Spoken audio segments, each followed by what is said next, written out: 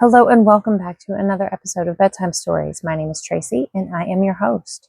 In reviewing the playlist that I thought was completed of Tarzan of the Apes, I discovered that I missed a chapter, an entire chapter, specifically chapter 9. So I'm reading it again. But before I do so, I must ask you some very important questions. Did you go pee in the potty yet? You brushed your teeth? Do you have your water? Have you done your stretches? Okay. Well, if you've done all of that, have you subscribed to the channel yet? Did you like this video? Make sure to click the little bell icon so that you can get notified every time I upload a new chapter. So, Man and Man, Chapter 9 in Tarzan of the Apes. Tarzan of the Apes lived on in his wild jungle existence with little change for several years, only that he grew stronger and wiser and learned from his books more and more of the strange worlds which lay somewhere outside his primeval forest. To him, life was never monotonous or stale. There was always Pisa, the fish, to be caught in the many streams and the little lakes, and Sabor, with her ferocious cousins, to keep one ever on the alert and give zest to every instant that one spent upon the ground. Often they hunted him, and more often he hunted them, but though they never quite reached him with those cruel, sharp claws of theirs, yet there were times when one could scarce have passed a thick leaf between their talons and his smooth hide. Quick was Sabor, the lioness, and quick were Numa and Sheeta, but Tarzan of the Apes was lightning. With Tantor the elephant he made friends. How? Ask not. But this is known to the denizens of the jungle, that on many moonlit nights Tarzan of the Apes and Tantor the elephant walked together.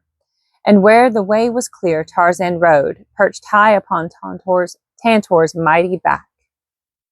Many days during these years he spent in the cabin of his father, where still lay untouched the bones of his parents and the skeleton of Kala's baby. At 18 he read fluently, and understood nearly all he read in the many and varied volumes on the shelves. Also could he write, with printed letters, rapidly and plainly, but script he had not mastered, for though there were several copybooks among his treasure, there was so little written English in the cabin that he saw no use for bothering with this other form of writing, though he could read it laboriously. Thus at 18 we find him an English lordling, who could speak no English, and yet who could read and write his native language. Never had he seen a human being other than himself.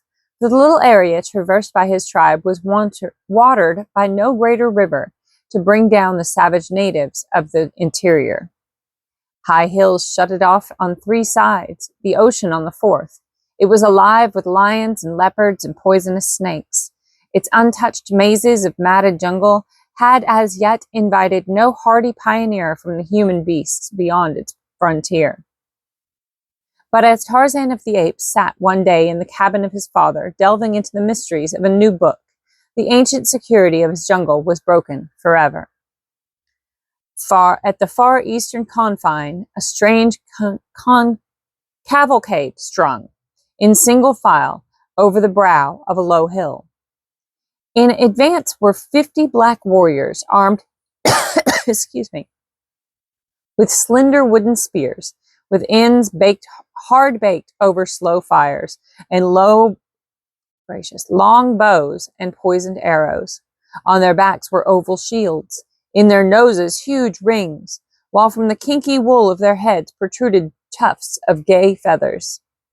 Across their foreheads were tattooed 3 parallel lines of color, and on each breast 3 concentric circles. Their yellow teeth were filed to sharp points, and their great protruding lips added still further to the low and bestial brutishness of their appearance. This is a very old book, written a long time ago, and that is not a very kind description. But the yellow teeth being filed to sharp points is indicative of cannibals. P.S. Following them were several hundred women and children, the former bearing upon their heads great burdens of cooking pots, household utensils, and ivory. In the rear were 100 warriors, similar in all respects to the advance guard. That they more greatly feared an attack from the rear than whatever unknown enemies lurked in their advance was evidenced by the formation of the column, and such was the fact, for they were fleeing from the white man's soldiers, who had so harassed them for rubber and ivory that they had turned upon their conquerors one day and massacred a white officer and a small detachment of his black troops. For many days they had gorged themselves on meat, but eventually a stronger body of troops had come and fallen upon their village at night to revenge the death of their comrades. That night the black soldiers of the white man had had meat aplenty, and this little remnant of a once powerful tribe had slunk off into the gloomy jungle toward the unknown and freedom. But that which meant freedom and the pursuit of happiness to these savage blacks meant consternation and death to many of the wild denizens of their new home. For 3 days, the little cavalcade marched slowly through the heart of this unknown and untracked forest, until finally, early in the 4th day, they came upon a little spot near the banks of a small river, which seemed less thickly overgrown than any ground they had yet encountered. Here they set to work to build a new village, and in a month a great clearing had been made, huts and palisades erected, plantains, yams, and maize planted, and they had taken up their old life in their new home. Here there were no white men, no soldiers, nor any rubber or ivory to be gathered for cruel and thankless taskmasters. Several moons passed by ere the blacks returned far into the territory surrounding their new village.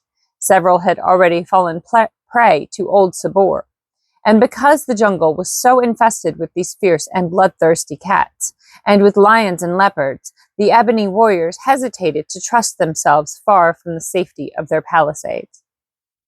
But one day, Kulonga, the son of the old king, Mumbunga, wandered far into the dense mazes of to the west. Warily he stepped, his slender lance ever ready, his long oval shield firmly grasped in his left hand, close to his sleek ebony body. At his back, his bow, and in the quiver upon his shield, many slim, straight arrows, well smeared with the thick, dark, tarry substance that rendered deadly their tiniest needle prick. Night found Kulonga far from the palisades of his father's village, but still headed westward, and climbed into the fork of a great tree. He fashioned a rude platform and curled himself for sleep. 3 miles to the west slept the tribe of Kerchak. Early the next morning, the apes were astir, moving through the jungle in search of food. Tarzan, as was his custom, prosecuted his search in the direction of the cabin, so that by leisurely hunting on the way, his stomach was filled by the time he reached the beach. The apes scattered by ones and twos and threes in all directions, but ever within sound of a signal of alarm. Kala had moved slowly along an elephant track toward the east, and was busily engaged in turning over rotted limbs and logs in search of succulent bugs and fungi, when the faintest shadow of a strange noise brought her to startled attention. For 50 yards before her, the trail was straight, and down this leafy tunnel she saw the stealthy, advancing figure of a strange and fearful creature. It was Kulonga.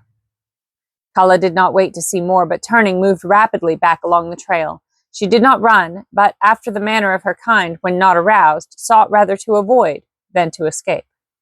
Close after her came Kulonga. Here was meat. He could make a killing and feast well this day. On he hurried, his spear poised for the throw. At the turning of the trail, he came in sight of her again upon another straight stretch. His spear hand went far back, the muscles rolled lightning-like beneath his sleek hide. Out shot the arm, and the spear sped toward Kala. A poor cast, but it grazed her side. With a cry of rage and pain, the she-ape turned upon her tormentor. In an instant, the trees were crashing beneath the weight of her hurrying fellows, swinging rapidly toward the scene of trouble in answer to Kala's scream. As she charged, Kulonga unslung his bow and fitted an arrow with almost unthinkable quickness. Drawing the shaft far back, he drove the poisoned missile straight into the heart of the great anthropoid. With a horrid scream, Kala plunged forward upon her face before the astonished members of her tribe. Roaring and shrieking, the apes dashed towards Kolonga, but that wary savage was fleeing down the trail like a frightened antelope. He knew something of the ferocity of these wild, hairy men, and his one desire was to put as many miles between himself and them as he possibly could. They followed him, racing through the trees for a long distance, but finally, one by one, they abandoned the chase and returned to the scene of the tragedy. None of them had ever seen a man before, other than Tarzan, and so they wondered vaguely what strange manner of creature it might be that had invaded their jungle. On the far beach by the little cabin, Tarzan heard the faint echoes of the conflict, and knowing that something was seriously amiss among the tribe, he hastened rapidly toward the direction of the sound. When he arrived, he found the entire tribe gathered, jabbering about the dead body of his slain mother. Tarzan's grief and anger were unbounded. He roared out his hideous challenge time and again. He beat upon his great chest with his clenched fists, and then he fell upon the body of Kala and sobbed out the pitiful sorrowing of his lonely heart. To lose the only creature in all his world who ever had manifested love and affection for him was the greatest tragedy he had ever known. What though Kala was a fierce and hideous ape? To Tarzan, she had been kind. She had been beautiful. Upon her he had lavished, unknown to himself, all the reverence and respect and love that a normal English boy feels for his own mother. He had never known another, and so to Kala was given, though mutely, all that would have belonged to the fair and lovely Lady Alice had she lived. After the first outburst of grief, Tarzan controlled himself, and questioning the members of the tribe who had witnessed the killing of Kala, he learned all that their meager vocabulary could convey. It was enough, however, for his needs. It told him of a strange, hairless black ape with feathers growing upon its head, who launched death from a slender branch, and then ran with the fleetness of Bara, the deer, toward the rising sun. Tarzan waited no longer, but leaping into the branches of the trees, sped rapidly through the forest. He knew the windings of the elephant trail along which Kala's murderer had flown, and so he cut straight through the jungle to intercept the black warrior, who was evidently following the tortuous detours of the trail. At his side was the hunting knife of his unknown sire, and across his shoulders the coils of his own long rope. In an hour he struck the trail again, and coming to earth, examined the soil minutely. In the soft mud on the bank of a tiny rivulet, he found footprints such as he alone in all the jungle had ever made, but much larger than his. His heart beat fast. Could it be that he was trailing a man, one of his own race? There were two sets of imprints pointing in opposite directions, so his quarry had already passed on his return along the trail. As he examined the newer spoor, a tiny particle of earth toppled from the outer edge of one of the footprints to the bottom of its shallow depression. Ah, the trail was very fresh. His prey must have but scarcely passed. Tarzan swung himself to the trees once more, and with swift, noiseless speed sped along high above the trail. He had covered barely a mile when he came upon the black warrior standing in a little open space. In his hand was a slender bow, to which he had fitted one of his death-dealing arrows. Opposite him, across the little clearing, stood Horta, the boar, with lowered head and foam-flecked tusks, ready to charge. Tarzan looked with wonder upon the strange creature beneath him, so like him in form and yet so different in face and color. His books had portrayed the Negro, but how different had been the dull, dead print to this sleek thing of ebony, pulsing with life. As the man stood there, with taut, drawn bow, Tarzan recognized him not so much the Negro as the Archer of his picture book. A stands for Archer. How wonderful! Tarzan almost betrayed his presence in the deep excitement of his discovery. But things were commencing to happen below him. The sinewy black arm had drawn the shaft far back. Horta, the boar, was charging, and then the black released the little poisoned arrow, and Tarzan saw it fly with the quickness of thought and lodge in the bristling neck of the boar. Scarcely had the shaft left his bow ere Kulonga had lifted another to it, but Horta had fitted another to it, But Horta, the boar, was upon him so quickly that he had no time to discharge it. With a bound, the black leapt entirely over the rushing beast and turning with incredible swiftness, planted a second heart. Gracious. A second arrow in Horta's back. I'm already 15 minutes in. We're going to keep going. Then Kulonga sprang into a nearby tree. Horta wheeled to charge his enemy once more. A dozen steps he took. Then he staggered and fell upon his side. For a moment his muscles stiffened and relaxed convulsively. Then he lay still. Kulonga came down from his tree. With a knife that hung at his side, he got several large pieces from the boar's body, and in the center of the trail he built a fire, cooking and eating as much as he wanted. The rest he left where it had fallen. Tarzan was an interested spectator. His desire to kill burned fiercely in his wild breast, but his desire to learn was even greater. He would follow this savage creature for a while and know from whence he came. He could kill him at his leisure later, when the bow and deadly arrows were laid aside. When Kulonga had finished his repast and disappeared beyond a near turning of the path, Tarzan dropped quietly to the ground. With his knife he severed many strips of meat from Horta's carcass, but he did not cook them. He had seen fire, but only when Ara, the lightning, had destroyed some great tree. That any creature of the jungle could produce the red and yellow fangs which devoured wood and left nothing but fine dust surprised Tarzan greatly. And why the black warrior had ruined his delicious repast by plunging it into the blighting heat was quite beyond him. Possibly Ara was a friend with whom the archer was sharing his food. But be that as it may, Tarzan would not ruin good meat in any such foolish manner. So he gobbled down a great quantity of the raw flesh, burying the balance of the carcass beside the trail where he could find it upon his return. And then Lord Greystoke wiped his greasy fingers upon his naked thighs and took up the trail of Kulonga, the son of Mumbunga, the king, while in far-off London another Lord Greystoke, the younger brother of the real Lord Greystoke's father, sent back his chops to the club's chef, excuse me, I'm terrible today, because they were underdone. And when he had finished his repast, he dipped his finger ends into a silver bowl of scented water and dried them upon a piece of snowy damask. All day Tarzan followed Kulonga, hovering above him in the trees like some malign spirit. Twice more he saw him hurl his arrows of destruction, once at Dango the hyena, and again at Manu the monkey. In each instance, the animal died almost instantly, for Kulonga's poison was very fresh and very deadly. Tarzan thought much on this wondrous method of slaying as he swung slowly along at a safe distance behind his quarry. He knew that alone the tiny prick of the arrow could not so quickly dispatch these wild things of the jungle, who were often torn and scratched and gored in a frightful manner as they fought with their jungle neighbors, yet as often recovered as not.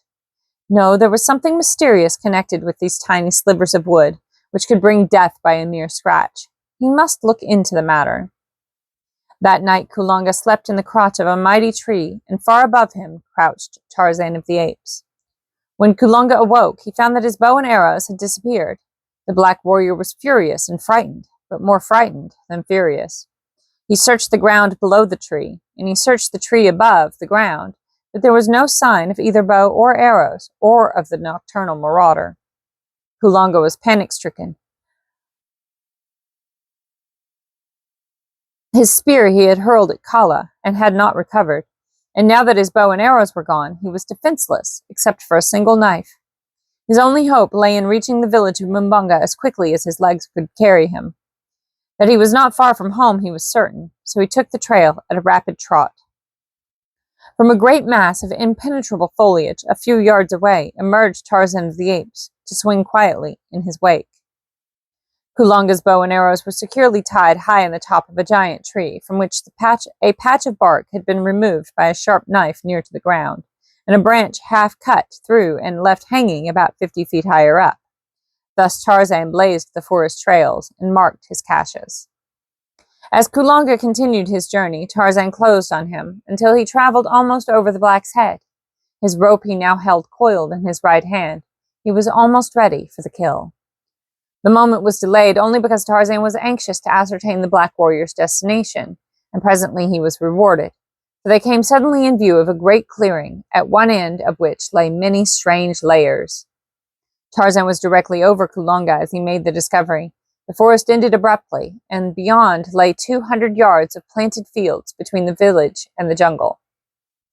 Tarzan must act quickly, or his prey would be gone. But Tarzan's life training left so little space between decision and action when an emergency confronted him that there was not even room for a shadow of a thought between.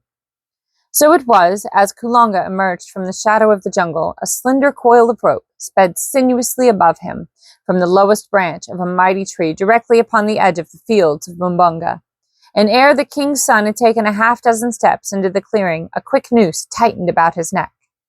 So quickly did Tarzan of the Apes drag back his prey that Kulonga's cry of alarm was throttled in his windpipe. Hand over hand, Tarzan drew the struggling black until he had him hanging by his neck in midair. Then Tarzan climbed to a larger branch, drawing the still threshing victim well up into the sheltering verdure of the tree. Here he fastened the rope securely to a stout branch and then, descending, plunged his hunting knife into Kulonga's heart. Kala was avenged. Tarzan examined the black minutely, for he had never seen any other human being. The knife with its sheath and belt caught his eye. He appropriated them. A copper anklet also took his fancy, and this he transferred to his own leg. He examined and admired the tattooing on the forehead and breast. He marveled at the sharp filed teeth. He investigated and appropriated the feathered headdress, and then he prepared to get down to business, for Tarzan of the Apes was hungry, and here was meat of the kill, which jungle ethics permitted him to eat. How may we judge him? By what standards? This ape man with his heart and head and body of an English gentleman and the training of a wild beast. Tublat, whom he had hated and who had hated him, he had killed in a fair fight, and yet never had the thought of eating Tublat's flesh entered his head. It would have been as revolting to him as is cannibalism to us. But who was Kulonga that he might not be eaten as fairly as Horta the boar or Bara the deer? Was he not simply another of the countless wild things of the jungle which preyed upon one another to satisfy the cravings of their hunger? Suddenly a strange doubt stayed his hand. Had not his books taught him that he was a man? And was not the archer a man also? Did men eat men? Alas, he did not know. Why then this hesitancy? Once more he essayed the effort, but a qualm of nausea overwhelmed him. He did not understand. All he knew was that he could not eat the flesh of this black man, and thus hereditary instinct, ages old, usurped the functions of his untaught mind, and saved him from transgressing a worldwide law of whose very existence he was ignorant. Quickly he lowered Kulonga's body to the ground, removed the noose, and took to the trees again. And that is the end of chapter 9. It was quite sad when Kala passed, and exciting when she was avenged. Drama, drama everywhere. Who says that girls are the only ones who make drama? Gosh. Ha. Anyway, good night, sleep tight, and don't let the bedbugs bite. But if they do, you bite them back. I love you so much. Good night.